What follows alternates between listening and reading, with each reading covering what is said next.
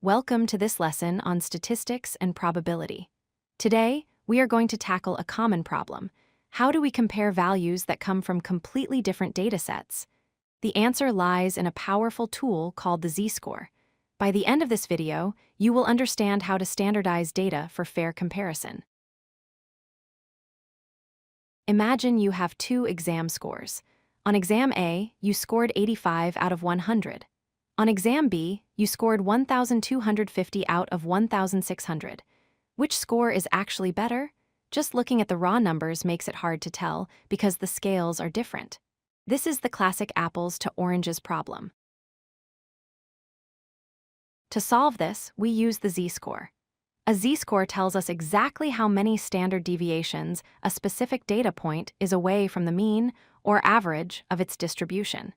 It converts different scales into a single, standard language. Here is the formula. It looks simple, but let's break it down.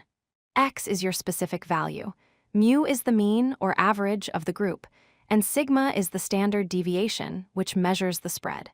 We subtract the mean from your value, then divide by the standard deviation. When we calculate z-scores for a dataset, we map them onto the standard normal distribution. This curve always has a mean of 0 and a standard deviation of 1. This is our universal ruler for comparison. So, how do we read a z-score? If the score is 0, the value is exactly average. A positive z-score means the value is above the average. A negative z-score means it is below the average. The larger the number, the further away it is from the center. Let's look at a concrete example. Suppose you took a math test and scored 80. The class average was 70 with a standard deviation of 10. You also took a history test and scored 78. The average was 60, but the standard deviation was 12. You scored higher in math, but which performance was actually more impressive? First, let's calculate the z-score for math. We take your score of 80, subtract the mean of 70, which gives us 10.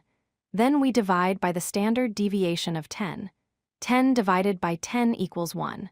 So your math z-score is positive 1.0. Now for history, your score is 78. We subtract the mean of 60, giving us 18. We divide 18 by the standard deviation of 12. This equals 1.5. So your history z-score is positive 1.5.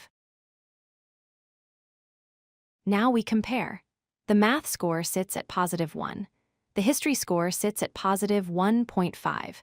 Since 1.5 is greater than 1, your performance in history was relatively better, even though the raw score was lower. You were further above the average in history than in math. To wrap up, z-scores allow us to standardize data. They measure the distance from the mean in units of standard deviation.